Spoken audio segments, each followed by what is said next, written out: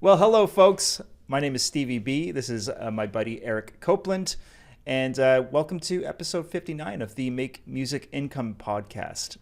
So earlier this week, I put out a video on YouTube about some of the subtle differences between lo-fi hip-hop for Spotify and the type of lo-fi hip-hop that I would send to Artlist. And it got me thinking about a broader conversation on what genres and styles of music just work best in general for opportunities in music licensing. Both of us have experience working in a variety of different genres, so I'm hoping this will be an interesting discussion. I think it will be. Ultimately, I think the key to a successful sync placement is just high quality material with amazing talent behind it, regardless of the genre. But one common thread among successfully licensed songs is that they are, stylistically in line with what's popular today. Additionally, upbeat, happy, fun songs with universal themes are consistently requested by music supervisors, ad agencies, and music libraries. But we'll get into all of that shortly. We'll talk about different genres that we're focused on. And before we do, as always, let's do a little weekly recap. Eric, what's been going on, man? Well, it's been a good week as far as getting stuff done. I spent some time on the weekend putting 20 or so songs out on DistroKid under several different brands, part of my initiative to get 100 songs out to Spotify this year. And 20 and songs? Wow. Yeah, I mean, they were two albums basically, and one album was 12 songs, one album was like 9 songs. So there's actually 21 songs, but in two different things. I am tying some of them back to I have a relatively new Spotify and DSP presence called John Eric Copeland that I started a few years ago for my composer side. And so some of the, and these two, one was from one of my brands called Master Score Music, one was from another one of my brands, and I just tied them both back to me so that they appear on both my Spotify profiles. So cool. It kind of says featuring me, or it depends on the like on Apple it'll say something different than it says on, I think Apple uses the featuring tag versus Spotify, which just puts the name of the other person underneath it. They don't say featuring so and so. Isn't that right? Okay. Yeah, I think that's how it works, but different stores list it different ways. But anyway, it's all as a goal to get stuff coming back to my personal composer one, and kind of tying me into my brands a little bit. So I'm trying that, but I got more to put out. I just only got to about 21 this weekend, and I also have been working on a new non-exclusive piece that started months ago, and it was really cool, kind of guitar-based piece, and I've been sharing it this week in my masterminds, and should be ready to finalize that mix this weekend or next week and get it out to Motion Array. I had another Motion Array song get up there, so hopefully that'll stimulate things. I'll be lucky to make a check for the last 2 months. I didn't even get a check this month because it's been so dead over there on Motion Array, and since I don't do the kind of level that you do, it's been really quiet, but that's okay. I'm not focused on it this year right now, and anything it does is fine. I'm much more focused on other things, including my sync stuff, which is really starting to have a lot of action there. I've been working with this BMG library it's been the first library I worked with, and it's the most active library. Mm-hmm. And recently they asked me to do some different things. They have these briefs, and they've started this whole thing using something called Baseline, I think it is, and it's kind of like an organizational software like Asana or something like that, where everybody can be part of it, and the music library guy can say, okay, we've got a brief for this, who wants to be part of this, and you can submit to the briefs there and all that kind of stuff. So it's very cool. I've been talking about it, but it's been a lot of fun. I've had a dramedy and a quirky song that I put into 2 different briefs, and both of those got accepted by the client, so that's cool. All good. Wow, what a better process to actually put it to a library that's going to then just take it and not hope that it gets heard or whatever. But anyway, both on that library and both up there, and we'll see what happens with those two. A very large library, so we'll see. if those do something, and there should be lots of other kind of briefs like this. Another brief that they came to me specifically, and a few others in the group in the library, was for some really modern country, contemporary, very, very modern country. It's almost like pop music, except it's got a little country, a dash of country in it. So they asked me if I'd be part of it, and so I am actually in the top line part of it. Someone else is making the track, and I am making the top line, or the melody and the vocal and the lyrics, and doing that part of it. I could sprinkle some other country instruments on there if I want to, but then it's just a matter of giving them the vocal with the lyrics and then any other tracks I create, and then they will mix it there and send it on. So that I did my first one of those this weekend as well, or yesterday actually, and wrote that yesterday morning, and getting a singer to sing that. So that's underway, and that's all. I mean, I probably am not. I don't think that, oh man, if I could only just write the lyrics to someone else's chords, that's not my first calling, but doing it anyway, and it's 40% of something is better than 100% of nothing. So, we'll see how that all works out.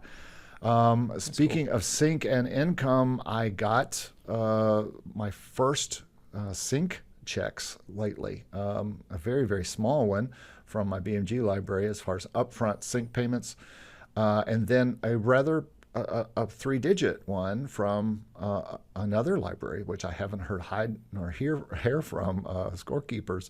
I finally, they just sent me some money. Yeah, they just sent me some upfront money. This is not back end. This is upfront money. Okay. So that's encouraging. I don't have any kind of knowledge or statement for what those were.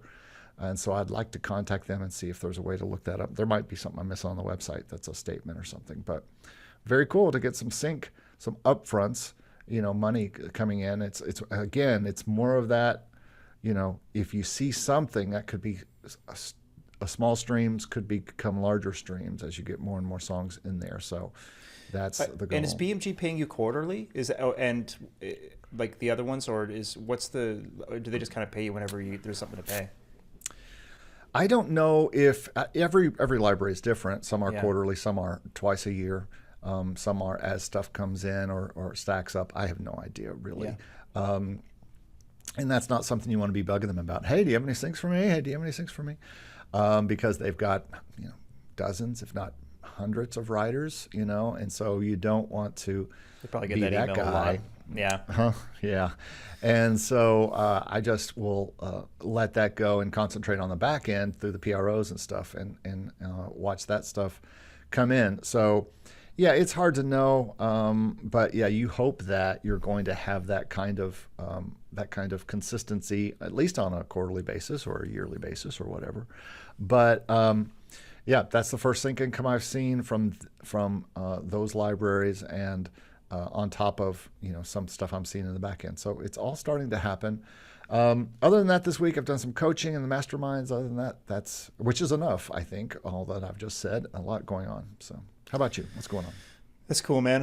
Yeah, I've been kind of short on income lately as well, which is why I've been trying to focus primarily on finishing this content for Cubase throughout this week, which has taken up a huge chunk of my time for the last 3 days. I'm really trying to just get it all done, and it's challenging, man. It's challenging because I can't just take my time with it. Like in my courses that I host on the Production Music Academy, I can kind of, segment things however I like and distribute that content throughout, multiple videos.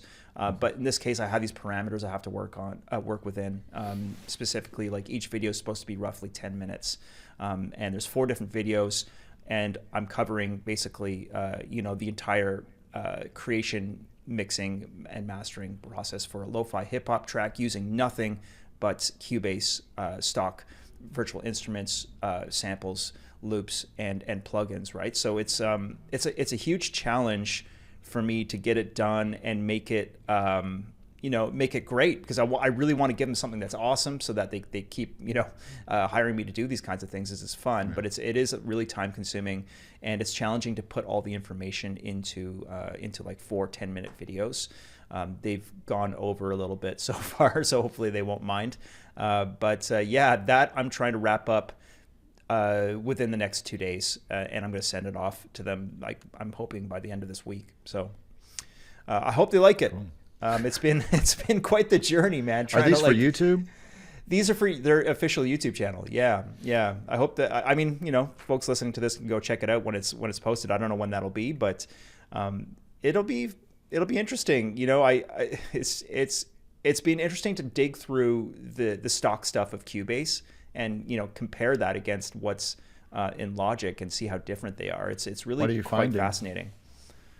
There's advantages and disadvantages to both DAWs. They really stand on their own in terms of what they can offer, and each have like these features and these sounds and these built-in things that are really advantageous depending on your workflow, how how you prefer things. But I honestly can't say whether I prefer Logic or Cubase. They both have really interesting features, and I know that there's diehard fans for both of them. And I'm just more used to Logic because I've been using it for so many years. But they are both. Do you think if you didn't have your plugins, your VST plugins, not if you were just stock on Cubase, you could still do all that you do in a similar way to Logic? That is a difficult question to answer. I definitely feel as though it's a challenge to just use the stock stuff, but it's only because I'm so reliant on these third-party plugins that I've become so familiar with. I don't think it's that you can't produce amazing stuff with stock with plugins. I mean, I've seen my friend Alex, create incredible music with like the stock Logic stuff. It's totally possible to do it. But I just, like I said, I'm so used to my fab filter EQ and my compressor, and like I'm more deeply familiar about the software instruments. The software instruments. Yeah. Like for instance, I sometimes create on an island, like if I'm at school or if I'm on my laptop and I only have GarageBand or I only have Logic, then I'm forced to create something that sounds good with Logic, and right. Logic especially has so many. I can find a sound like this one song that I'm doing this week that I just finished, or I'm about to finish. It started with a Logic steel guitar, acoustic guitar sound, and you probably know which one I'm talking about. It's pretty good. Yeah, it's surprisingly good. To the point where, as I've been showing it to people, they're like, "Who played that guitar at the beginning?" I'm like, "That's a Logic sound." That is what kind of drove me to write this tune. And that's happened before in Logic, and I find that I bring it home with every intention of replacing all the sounds. And I replace the drums, I replace the bass line, and so much other stuff, and real piano, but so much other stuff, even sometimes string sounds and things I'll keep from Logic because they're so good. Do you think Cubase has that same power? I think so. Yeah, I mean, I've been digging through some of the Retrolog synth presets as well as the drum kits in Cubase, and they're fantastic. They're really good. Yeah, I think they're comparable. I can't say for sure that the orchestral stuff compares. Like I haven't really had a chance to dig through that too much with maybe Cubase, they're not trying to. But yeah, that's the thing. It's like they're probably maybe they're focusing on one thing over the other.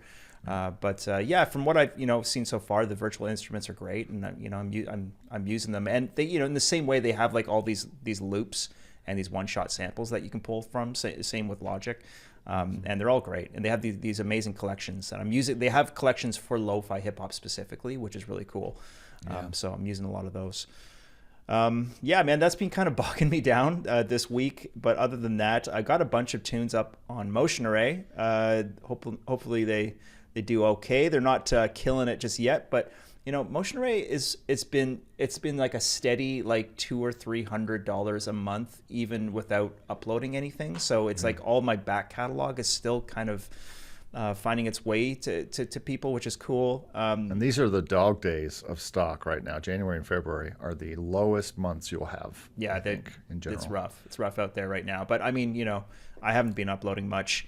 Artlist downloads are still doing good, I presume, but they have some weird bug on the Artlist panel, which doesn't show, I think, the correct download volume. But that's it's not it's not that important. But hopefully things are still going well there. I'm finishing up some Artlist Originals projects this week as well.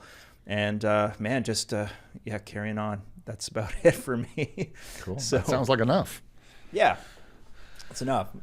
Let's chat about genres, man. Like, which one do you want to start with here? Because I think Let's just start with your list. I mean, I think it depends on who you are, is how you'd go through this list. But we could just start with your very first one, which was hip hop. Yeah. Well, speaking of hip hop, hip hop is such.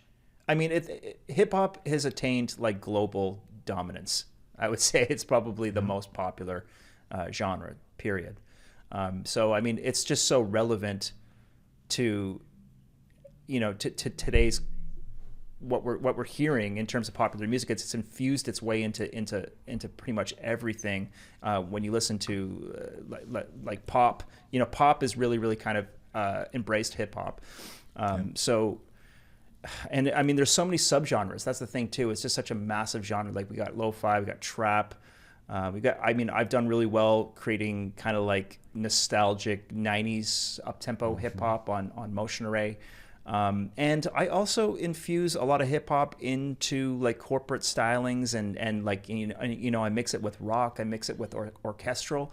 And I just, I've had a ton of success with hip hop. I think it's relatively easy to produce it. Which makes it a very accessible genre. And I would say if you haven't messed around with it yet, and maybe say you're more into like orchestral music or acoustic, singer-songwriter stuff. I mean, I don't know. I think it's fun to just, or say you're writing trailer music. Try making a hip hop version of it, and I think you might enjoy it. I really do. I will infuse a lot of things also with hip hop, but you wouldn't, when you listen to the song, you wouldn't think, oh, this is a hip hop song. Mm-hmm. You would think this is an orchestral song that has some hip hop like some stylization. Yeah. Just some loops and things like that kind of give it a kind of a backbeat groove type of thing. I do have some actual hip hop things to produce that have been on the back burner for a couple years now. It's kind of like the next big pop album I do, and it's a pop album, but it'll be mostly probably closer to hip hop, R&B, if you will. It'll mix those two a little bit, which we're not going to really talk about R&B on here today. You didn't have that on there. I think you could kind of mix pop and hip hop and R&B a little bit sometimes. Yeah, some of my stuff different people have. Go ahead. Yeah, some of the tracks that I kind of put under the banner of hip hop might be more defined as R&B or soul sometimes, but certainly everybody has a different definition of those depending on who you are and where you're from and what your background is, because back in the day in the 90s we called a lot of what's turned out to be hip hop, we called that R&B back then. Exactly. Because there wasn't a hip hop category yet, and it was labeled under R&B, and now hip hop has kind of become its own genre now. Yeah, for sure.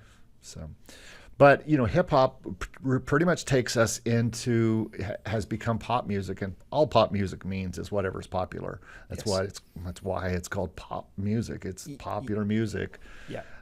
This is a kind of a broad swath here to call it pop and EDM, because EDM is also another kind of offshoot from hip hop a little bit. I mean, a lot of EDM and hip hop depends on how do you call something that is a dance music, EDM. I mean, where does the line stop at hip hop and go into dance music? I think maybe like a simplistic way of defining it would be like, you wouldn't like if something had a break beat in it, you might define it as hip hop. Whereas if it was just like straight, 4 on the floor type EDM, then that's EDM. You know what I mean? Like that's electronic. Could be tempo too.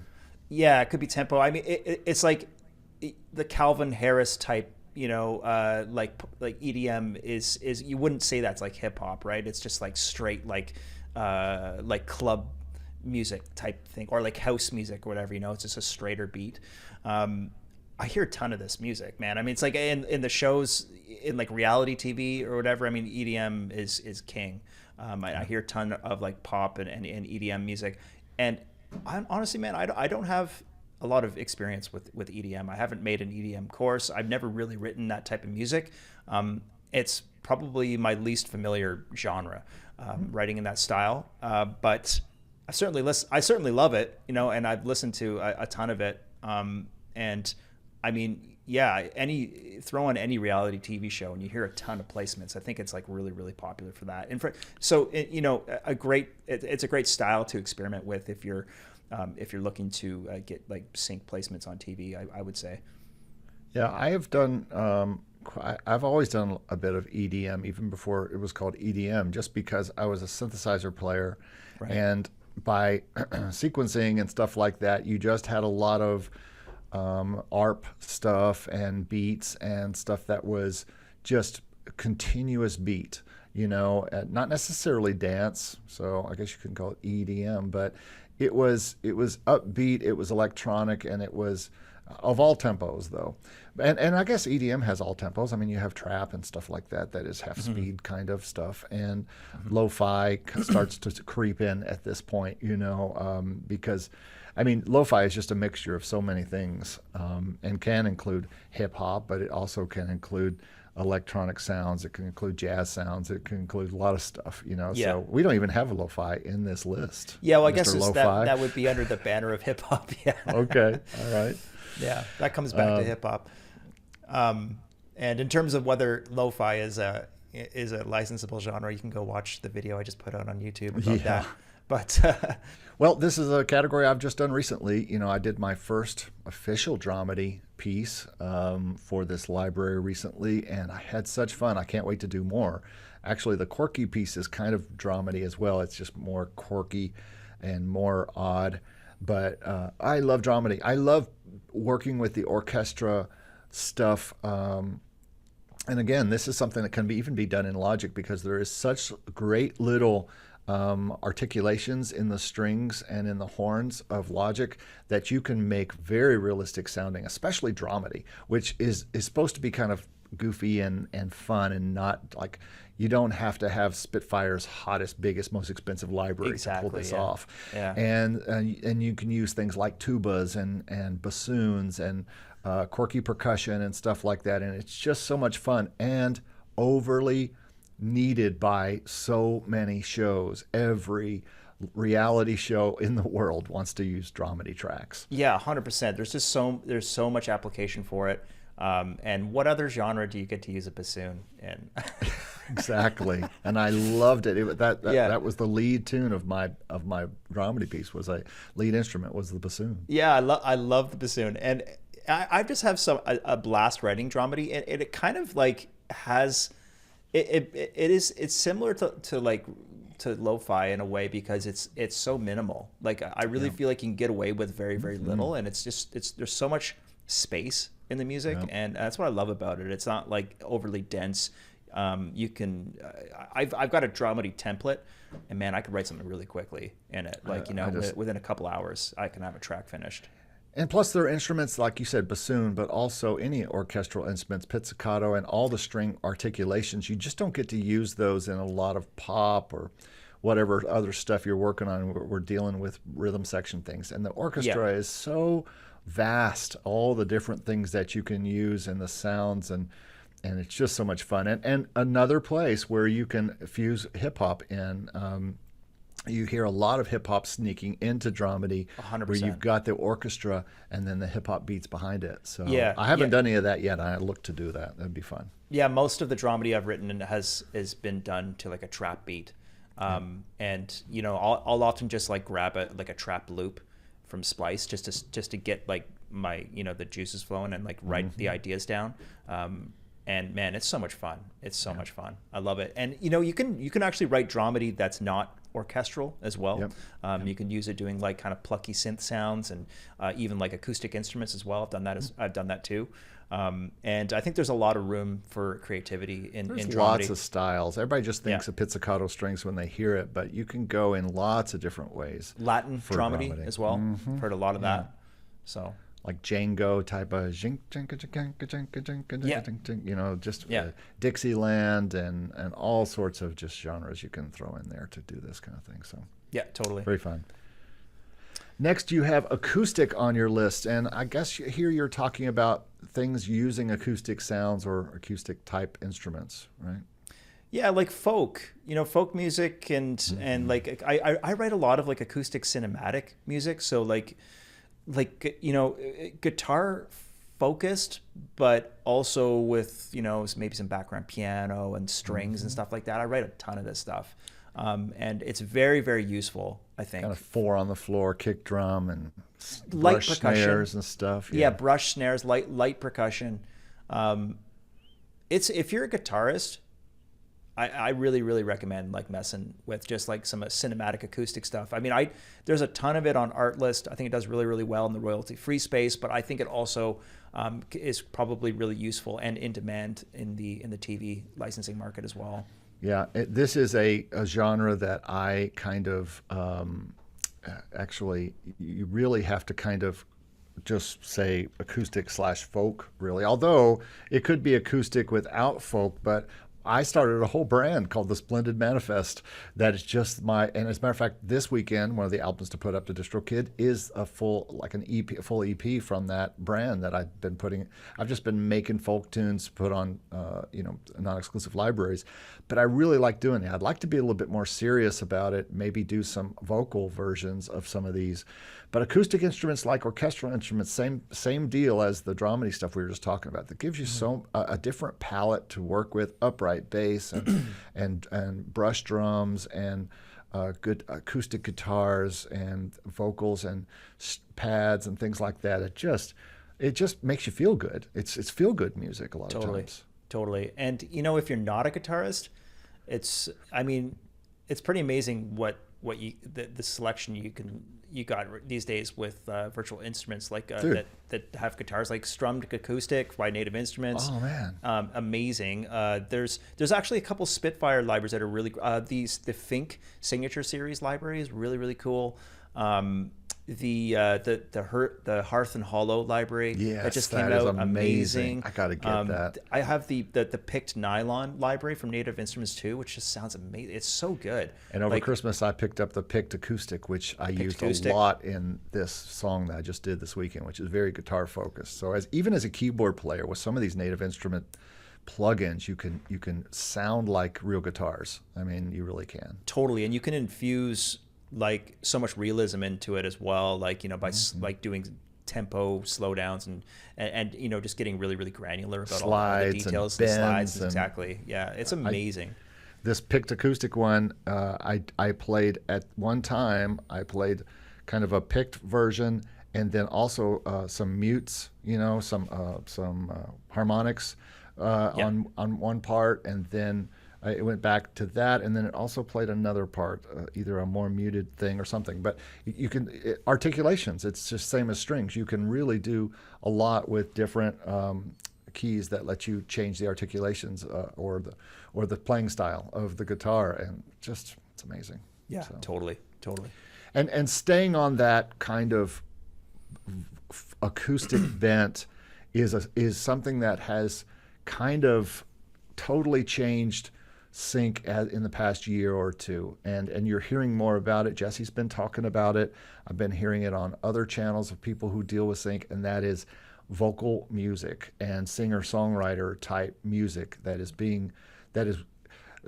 was a directive from one of my libraries that we want more singer-song. We want artists, just like Artlist. This crosses the line with Artlist. Same. They want artists. They want stuff with vocals, and they want the more vocals, the better. It's in right now, and singer-songwriter stuff. 100%, man. And I hear so much of this in like in TV series that I'm watching as of late, like especially like closing scenes, like just really kind of like ambient singer-songwriter stuff, like really, really vibey, like minimalist stuff, but like with great vocals on top of it. I'm being sort of generalizing a sound, but I wouldn't say it's like singer-songwriter necessarily, but it's like kind of, just very vocal centric and lyrics that are like topical for the situation that's happening in like the emotional scene of whatever's happening in the show.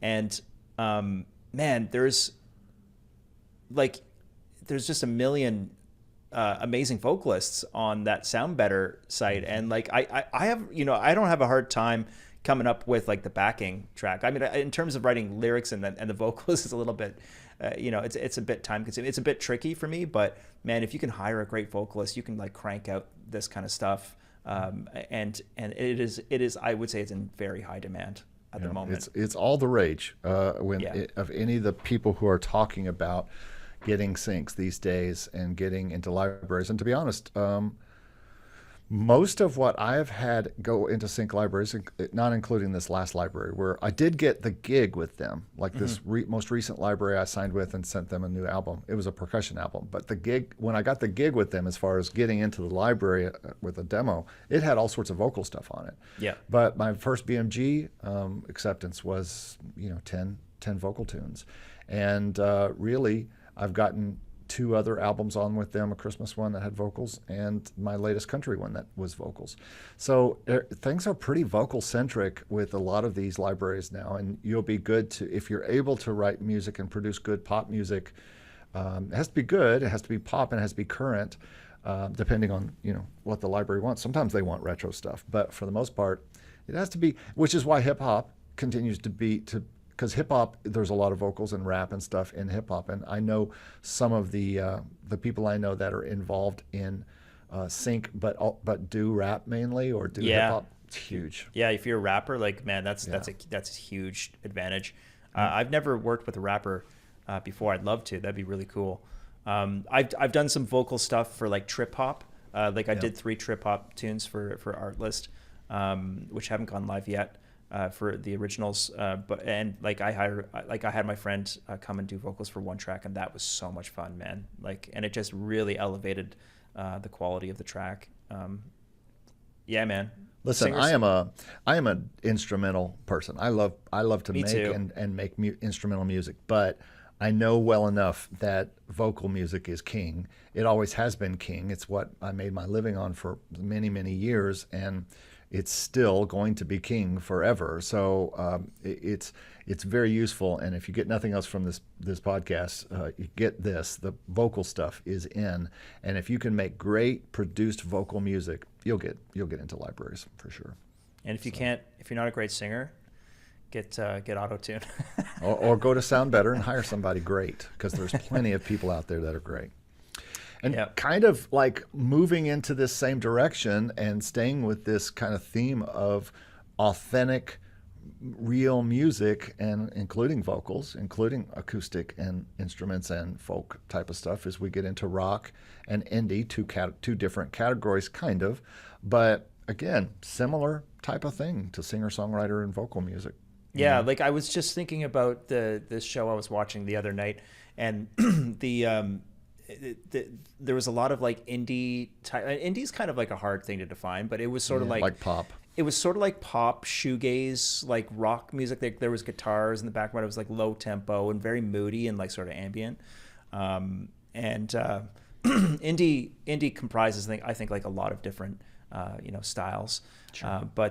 Man, I mean, certainly rock music is still like very, very popular, even though maybe it's taken like it probably used to be king at some point. Maybe it's hip hop now. But I mean, rock and hip hop mixed together, that's another great combination too. I think also when you think of an indie band, you usually think of a rock band, some kind of version of rock, punk, ska, something that is very acoustic, very real, very not programmed. And so I think, and indie is another hot word in sync. They are always looking for the newest indie music. I have a group right now I'm working with. It's a family kind of band, and I'm consulting with them, and the thing I'm helping them do is pick the songs that we're going to try to move. Instead of the old days where we used to say, okay, what label could we get you in front of? Now we're saying, what library can we get you in front of? Because a library might want to work with you guys because you have a very interesting sound. It's all upbeat. It's very rock based, but it's indie through and through, and that's what they're looking for, that next indie band that nobody's ever heard of. And libraries have become the new label. looking for the indie band to sign, you know, and that nobody else has for their show or whatever. So Yeah. it's very hot right now. And aside from indie, I think like the heavy rock stuff, like the riff rock type of things, like you still hear a ton of that stuff, and like especially in advertisements, like I hear it in beer commercials, a lot, that kind of thing. Yeah, man, another two styles that are just like are ripe for like vocal stylings as well, I think. I hear a lot of like rock tunes with like like whoa, whoa, those kind of like background vocal stuff. Like, I hear a lot of that do well on like yeah, exactly, same with folk. So, and those aren't hard to do. You could put those in. I did a little like whoa, whoa, whoa for my last Motion Array tune. That worked out all right. I did some.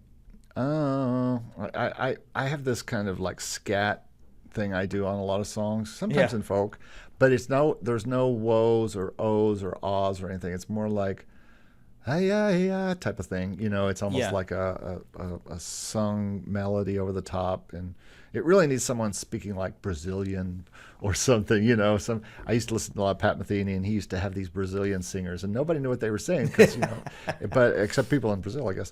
But it was all in Portuguese, but yet it was mysterious over the vocal and stuff like that. So. That's cool. Okay, and then your next thing here was orchestral and trailer, and certainly trailer is like its own world. You know, it is its own world. Yeah, it's its own world. It's still in high demand, and it's interesting to hear like how trailer music has kind of evolved over the years. And I think right now you're hearing like a lot of like covers like of classic songs being reinvented.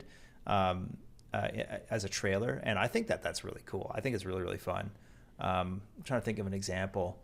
Like, I think there was like a Pink Floyd like trailer remix for the Dune trailer, which I thought was really cool. I don't know if that was Hans Zimmer that did that, but man, I love that kind of stuff. I love like infusing new energy into old classics, and I think that's a really cool trend. Yeah. I think there's so many genres that you could do with trailer. And I've seen, of course, we've seen hip hop done a lot. We've seen rock done a lot. We've seen oldies redone. If you ever watch any Guardians of the Galaxy or anything like that, they'll use some old song from the 60s or 70s and then build a trailer around it. So, yeah, you could trailerify anything, really. Yeah. You can, so. And orchestral, that is, I did a classical Christmas album, which for 2 years in a row has done very well around Christmas time on TV shows. And it's just because it's orchestral treatments of, some of them were orchestral in the beginning, but some of them are more pop Christmas tunes, but they're done with an orchestral thing with bells and all that kind of stuff. So they're very useful for use at the holidays. But I think there's orchestral stuff that is not trailer that's also very usable. And so that gets away from dramedy, serious orchestral. Yeah, well, you do a lot of like like classic classical stuff of what's the word I'm looking for? Like is it like it's you can license it. It's not public domain. Public domain, right? So that's something that still works. You know, tons of public domain stuff on Motion Array. And I do a lot of it. I do. I scan the public domain songs all the time. Right. I was just looking at them last week, and I guess new stuff gets added all the time too. Every year, the new stuff comes in. January 1st, you get new songs that are in the public domain now. And now you're having a bunch of Irving Berlin songs that are starting to come into the public domain because he wrote from the 1910s to the 1930s, and so you're starting to get all these songs. I think Someone to Watch Over Me just became public domain, which is a great song. Talk about a great song for a trailer. But I mean, you can take old songs but all of these can be redone. I have an album pending right now at one of my libraries that is that is not orchestral, it's piano sonatas, which are all Beethoven and Mozart and all these different composers. all that's public domain. And I've told some people that before. I'm like, do you know you can go back and redo these old orchestra songs from Beethoven and everything, and it's all public domain? They're like, what? That opens up a whole new world for me, especially if you're into that kind of music. So, and we're going to see the same thing happen with jazz over the next 20 years as stuff just becomes public domain and people are able to use these great songs. And some of them are already public domain that were great songs in the music at the end of the 1900s, or this is where my music history nerdiness comes in. But there's so many great songs from the 1890s to the 1920s and 30s that are just prime to take and license. And you get and you don't even have to make trailer versions of these. You could do like a lo-fi hip hop remix. It could be pop. It could be hip hop versions. It could be all sorts of things. Dramedy, all the genres we've been talking about. You could take and do, and I jazz a lot of these up, and so much opportunity for classical music, as we're kind of piled classical in here a little bit. But where's a good place to look at public domain list? Do you have? I just do a search for public domain. There's a site online for what is public domain. And public domain music. You can just look it all up. I think it's PD info. And does public domain just mean worldwide use, or is it just for the States, like in America? Like, is there a distinction there? I don't know. It says music and lyrics published in 1927 or earlier are in the public domain in the USA. The USA. So, I wonder if it's like I don't know. Elsewhere. I don't really know. It's kind of an interesting question. Well, that's cool. I think it is. So that's orchestral and trailer, and then we have Latin, and as far as one of your things here, and I like to do a lot of Latin stuff. Do you do much Latin? I don't do any Latin. I've done one Latin song in my whole life. And that was for a challenge for the Academy, like to get out of your comfort zone. I tried some Latin. I didn't put it out there because I kind of used this chord progression from like this. I can't remember what the name of the song was, but I don't think it's public domain. But it was this kind of like, I don't even know, this samba kind of. Well, I've done a whole Latin album of late. Even a couple of years ago, I put my whole album from my jazz group called $Sand in My Suitcase that I'd worked on for a decade, and finally put it out. And it was all Latin, all of it. And it actually was signed for a bit, but he wasn't putting it out on this library, so I just took it back and I put it all up on my stocks libraries. And I think anything that I make for my personal brands, like my jazz brand or my piano brand, I'm not gonna let go exclusive. I'm going to keep that non-exclusive and just do whatever I want with that.